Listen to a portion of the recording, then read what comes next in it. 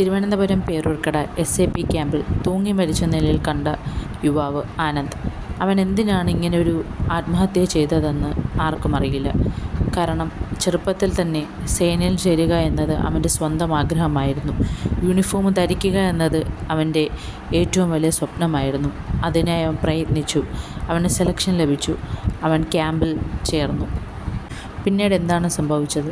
അവൻ ആത്മഹത്യ ചെയ്തതല്ല, അവൻ്റെ മരണത്തിൽ ദുരൂഹതയുണ്ടെന്ന് അവൻ്റെ സഹോദരനും അമ്മയും ഒരു 100 ആവർത്തിച്ച് പറഞ്ഞുകൊണ്ടേയിരിക്കുന്നു.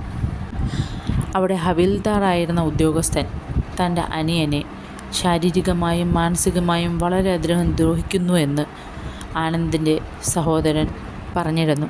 അതുമാത്രമല്ല, ഒരു ആദിവാസി യുവാവായ ആനന്ദിനെ ജാതിയുടെ പേരിലും ഹവിൽദാർ വളരെയധികം അപമാനിക്കുകയും വളരെയധികം ഉപദ്രവിക്കുകയും ചെയ്തിരുന്നു എന്നാണ് ആനന്ദിൻ്റെ സഹോദരൻ പറയുന്നത്. എന്നാൽ പോലീസിൻ്റെ റിപ്പോർട്ട് പ്രകാരം ആനന്ദ് മാനസികമായ എന്തോ പ്രശ്നമുണ്ടായിരുന്നു എന്നും മാനസികമായി അസ്വസ്ഥനായിരുന്നു എന്നും അതിനാൽ ആത്മഹത്യ ചെയ്തു എന്നുമാണ് പോലീസിൻ്റെ റിപ്പോർട്ട്. എന്നാൽ പോലീസിൻ്റെ ഈ റിപ്പോർട്ടിനെ ആനന്ദിൻ്റെ അമ്മയും സഹോദരനും പാടെ തള്ളിക്കളയുകയാണ് ചെയ്തത്. തൻ്റെ മകൻ ഒരിക്കലും ഇങ്ങനെ ചെയ്യുകയില്ല എന്നും അവനെന്തോ പറ്റിയതാണെന്നും അവൻ്റെ മരണത്തിൽ ദുരൂഹതയുണ്ടെന്നും അവർ ആവർത്തിച്ച് പറഞ്ഞുകൊണ്ടേയിരിക്കുന്നു.